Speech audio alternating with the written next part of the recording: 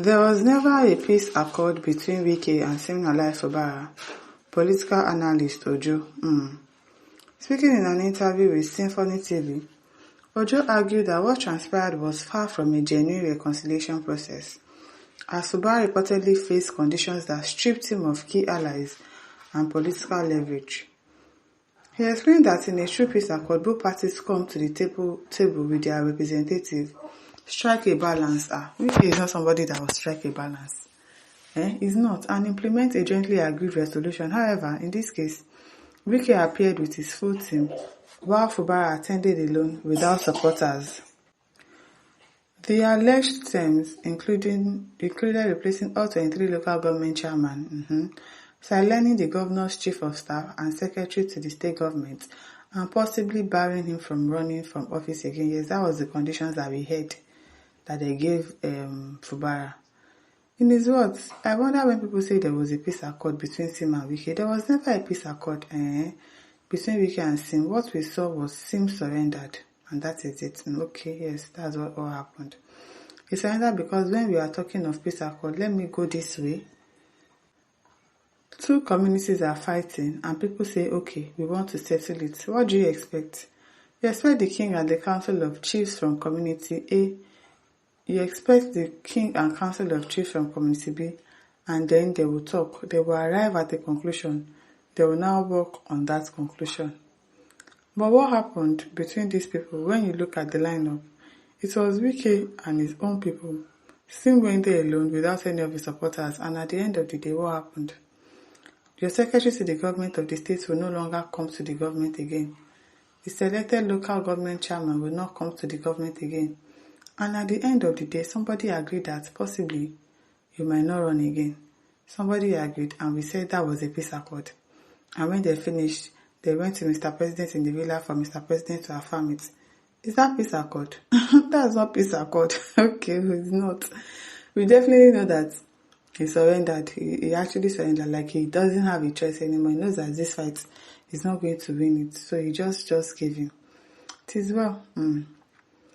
Alam from Tena says Fubara went to the meeting venue with his supporters, but they were not allowed to access the entrance. This is what happened. It's the same thing, Noni. He went there with them. They didn't allow them to enter. So there was nobody to actually say, no, you can't accept these terms. Oh, no, you can't. And then he just went there alone and he agreed to whatever it is that they said. It is well. Ojoh Jackson says, under normal circumstances, the 24 lawmakers under Wike have no business being in government because they defected. Yes, it is a well-known fact, but the Supreme Court turned it around. At the same time, dissolved the LGA elections conducted by Fubara. It is the Supreme Court. There is nothing Fubara can do about it. The federal government has a hand in that judgment. Please take note. Let us not mislead ourselves. The president said he would never disappoint Wike, and he kept his promise. This is the 6th month, right? This is September. They're supposed to be calling off his suspension this month. So we are waiting if that is going to happen. Today is already, August. September. It is in September. So, okay. Ojoh Jackson says, when people say Fubara is weak, I disagree. Can an individual fight the federal government who has the judiciary, the legislative, fully under her control? The answer is no. Wike has no power without the president. Exactly, it's because he had the backing of Tinubu. That is why. If not, Fubara will not give in. Fubara will not give in to Wike, but he already has the support of the federal government. And that is why. The president is doing the bidding of Wike to have full control of Rivers State come 2027. It's a game of politics.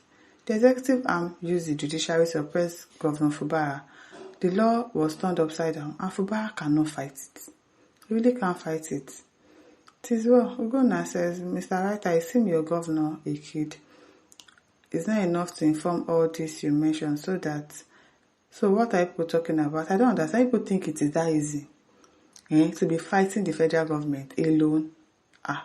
It's not easy. Sometimes you baffle guy, and the man tried. He tried to fight. He tried to fight, but there's nothing he can do. Matthew Oriafo says, Fubara was just too weak for Wike. I was disappointed that in spite of the overwhelming support Fubara had, he couldn't stand up to Wike. He stood up to Wike. Fubara, I don't understand. Maybe you people are forgetting that this man actually stood up to Wike. It was because the federal government put their mouth in this matter. It was because Wike had the full backing of the federal government in doing what he's doing in Rivers State. What do you want Fubara to do? Albani says, what would Fubara have done when federal might has been against him and ready to deploy federal institutions and coercive state instruments to press him to the ground to surrender? Yes. Do you know what they did to him? They suspended him while still a governor, put somebody else there. What do you expect him to do? People clamor. Did they answer you people that, oh, he's not supposed to be suspended, blah, blah, blah? Did anything happen? And people are calling this man a fool. You are saying he's weak, is this, is that. Are people not weak as well? What did you people do about the fact that he was suspended? He should have done stubbornness and stayed there, Abi. Because I don't understand. We Nigerians, all of us, now weak. All of us, we are weak. Stop saying Fubara is a weak man and he's a fool. What would you have done? What would you have done if you were in his shoes? What would you have done? Chibuzo Amikebo says, that's nothing but the truth. There is no any peace accord. What happened there was just diplomatic intimidation. That is why Wike is seriously working for this government, because without the support of this government, Wike couldn't have intimidated Fubara to that point. Exactly. But the fact remains that whatever agreement he had with Fubara, there is nothing constitutional there.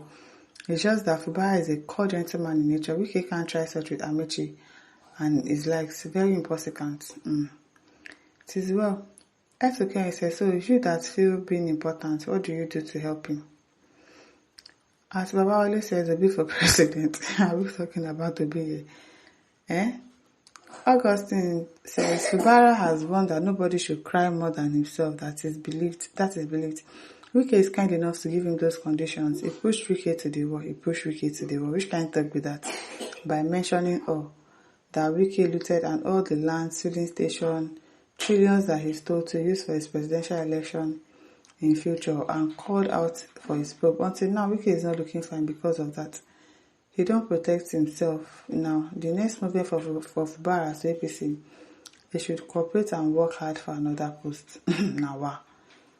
Helen says, Wike, one day, God will strip you of everything you have built. I don't know about that.